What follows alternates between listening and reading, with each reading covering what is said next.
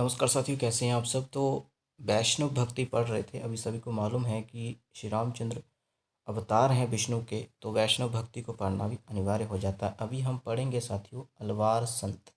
अलवार की वर्तनी आपने जरूर देख लेनी है, परीक्षा में पूछी जा सकती है अलवार। ओके।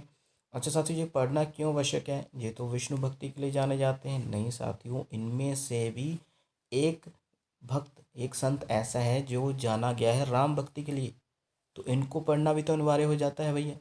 ठीक है, तो इनको पढ़ेंगे। अलवार संत। दक्षिण में अलवार संतों की वाणी से राम भक्ति प्रस्फुटित हुई, सीधा कह दिया गया जी। ठीक है, कैसे हुई बताते हैं, लेकिन इनकी जो वाणी है वो तमिल है, तमिल भाषा में है। अच्छा, तो तमिलनाडु में थे ये अलवार संत, ये भी आपको पता होना चाहिए। ये मुख्यतः विष्णु भक्त थे। हालांकि अलवार संत जो है मुख्यतः विष्णु संत हैं, लेकिन मतलब विष्णु भक्त संत हैं। लेकिन वहीं अगर हम देखें तो विष्णु के अवतार श्री रामचंद्र हैं, कृष्ण भी हैं। तो वैष्णव भक्ति कहीं ना कहीं राम भक्ति धारा की पृष्ठभूमि में आती है, तो पढ़ना अनिवार्य हो जाता है। अभी अलवार शब्द का अर्थ भी आपने याद रखना है, मगन हो जाना, लीन हो जाना, तल्लीन हो जाना। ठीक है जी, आगे पढ़ते हैं साथियों। अभी देखो साथियों, 12 के 12 संतों के नाम याद रखने हैं, वे कैसे रखें? नहीं रखने हैं। अच्छा, तो कौन कौन सा नाम याद रखना है भी 12 के 12 में? तो पहला नाम जरूर याद रखना है, मोयंग अलवार। क्या है? मोयंग अलवार। इनका तमिल नाम था। और संस्कृत, जैसे कि संस्कृत में ही देश की विभिन्न भिन्न भाषाएं निकली हैं, सभी भाषाएं निकली हैं, संस्कृत को माँ कहा जाता है भाई सभी भाषाओं की। तो संस्कृत में क्या क्या नाम थे भाई इन तमिल संतों के, अलवार संतों के? तो मोयंग तो तमिल नाम है, सौर योगी नाम याद रखें, संस्कृत में था। ठीक है, अगला नाम याद रखना है भूतंत अलवार, नहीं याद रखना है। ठीक है। अच्छा, तो एक तो आपने ये याद रखना है, एक और नाम याद रखना है, वो है अंडाल। अंडाल जो थी, जो एकमात्र, ठीक है, एकमात्र महिला संत थी। एकमात्र, ठीक है, एकमात्र महिला संत जो थी वो अंडाल थी। तमिल नाम अंडाल है और संस्कृत नाम गोदा है। याद रखेंगे कि नहीं रखेंगे? ठीक है, दक्षिण की मीरा भी किसको कहा जाता है, याद रखना सभी, बहुत इंपॉर्टेंट है। अच्छा, अंतिम जो अलवार संत हुआ है तिरुमंगई, इसका नाम भी याद रखना है। इसका संस्कृत में नाम था परकाल।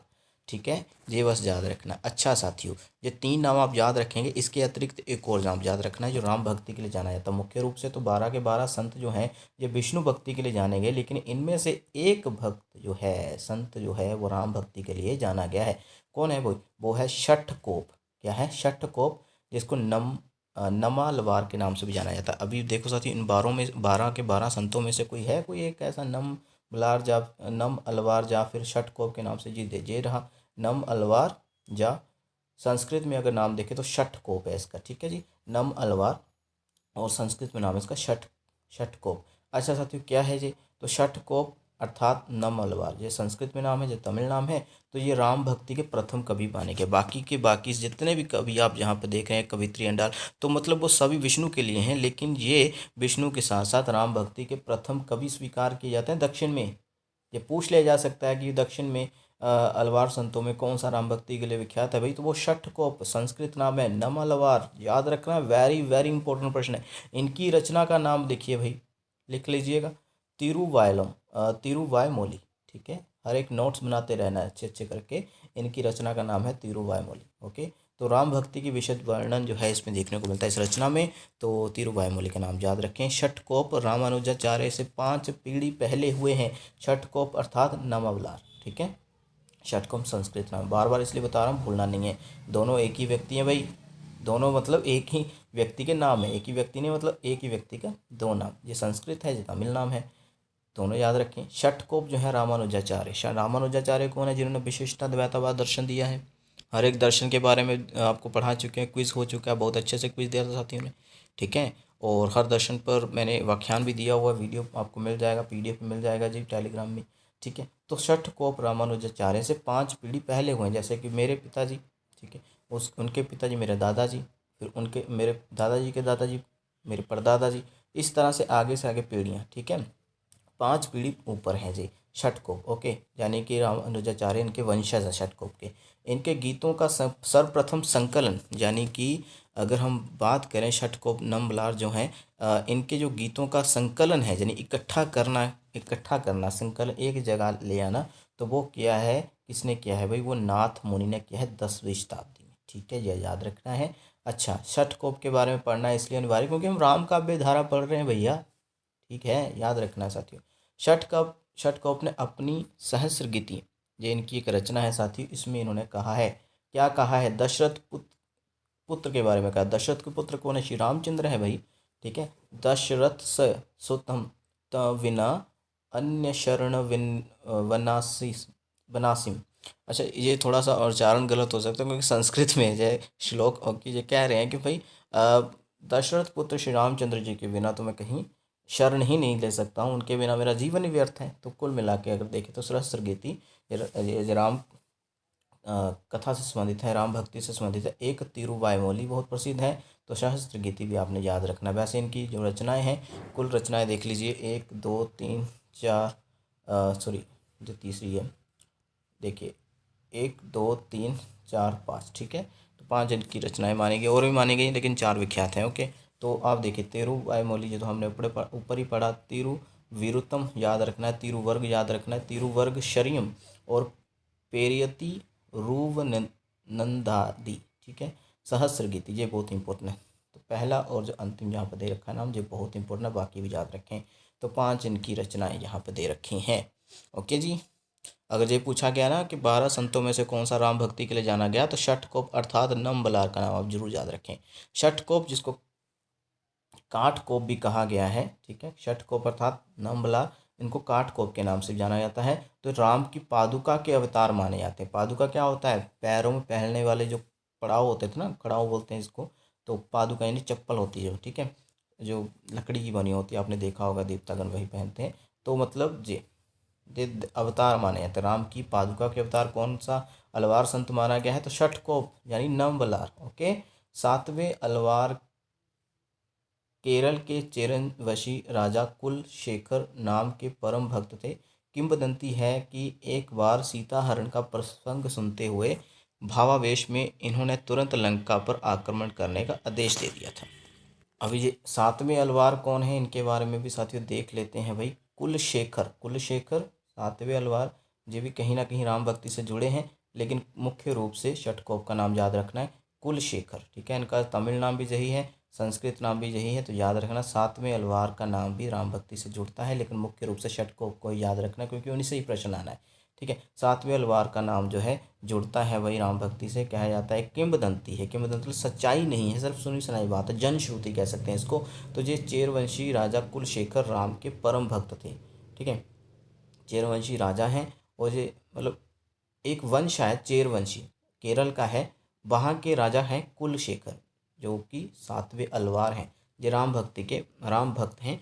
और जनश्रुति क्या है कि सीता हरण जब हुआ, प्रसंग सुना इन्होंने कि सीता को हरण कर लिया भाई रावण ने, और ये भावावेश यानी इनको भी क्रोध आया, भावनाओं में बह जाना, आवेश आया, गुस्सा आया, तुरंत लंका पर आक्रमण करने का आदेश दे दिया था। क्योंकि ये तो राजा थे, आदेश दे सकते थे, मतलब इतने ज़्यादा ये राजा जो है इतना ज़्यादा भावुक हो गया था कि भाई कैसे हमारे ईश्वर, कैसे हमारी आराध्य की पत्नी को ऐसे किसी ने काबू में कर लिया, मतलब हरण कर लिया। आगे आगे साथी देखिए, प्रेरुमाल तिरुभवी। ठीक है, प्रेरुमाल तिरुभवी, ये एक रचना है, इसमें राम भक्ति संबंधी गीत संकलित हैं। ये किसके हैं? कुलशेखर के हैं।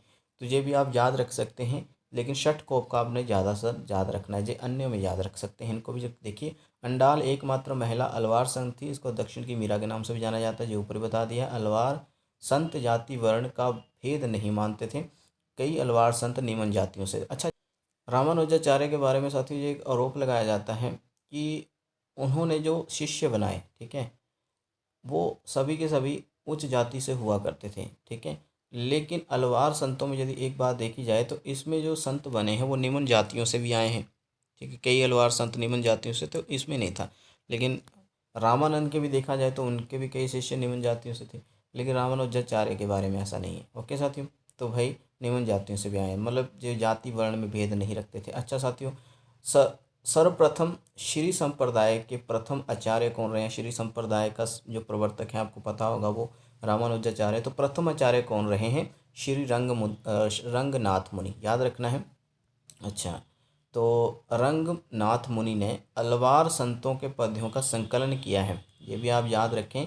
नाथ मुनि ने किसका किया है? षटकोप की रचना का किया है संकलन, वो अलग है। रंगनाथ मुनि ये अलग हैं, ठीक है। इन्होंने श्री संप्रदाय के बारे में बताया कि जो प्रथम आचार्य हैं श्री संप्रदाय के, जिनका संबंध रामानुजाचार्य से है श्री संप्रदाय का, ठीक है। लेकिन श्री संप्रदाय के प्रथम आचार्य श्री रंगनाथ मुनि ने अलवार संतों के जो पद हैं, जो गीत हैं, उनका संकलन किया। किस नाम से किया?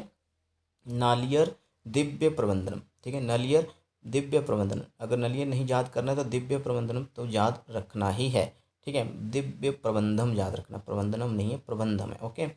तो इसको 4 भागों में इसका संकलन किया है, ओके। आगे क्या लिखा है? न्याय तत्व रंगनाथ मुनि की संस्कृत की एक रचना है। तो रंगनाथ मुनि की एक संस्कृत की एक अलग रचना है, ये भी आप याद रखें। लेकिन जो संकलन किया है वो किनकी वाणी का किया है, किनके पद्यों का किया है? अलवार संतों, किनकी खुद की रचना नहीं है, बल्कि इन्होंने एकत्रित यानी वाणी को एकत्रित करने का काम किया है। 4 भागों में विभक्त है ये किया है भाई श्री रंगनाथ मुनि ने। किनके पदों का संकलन है? अलवार संतों का, याद रखना है, दिव्य प्रबंध। आगे न्याय तत्व जो है वो रचना है रंगनाथ जी की, ठीक है। श्री संप्रदाय में विष्णु व लक्ष्मी की लक्ष्मी जो विष्णु की पत्नी है उनकी उपासना मान्य है, और रंगनाथ मुनि को रघुनाथाचार्य नाम से भी जाना जाता है, ठीक है साथियों।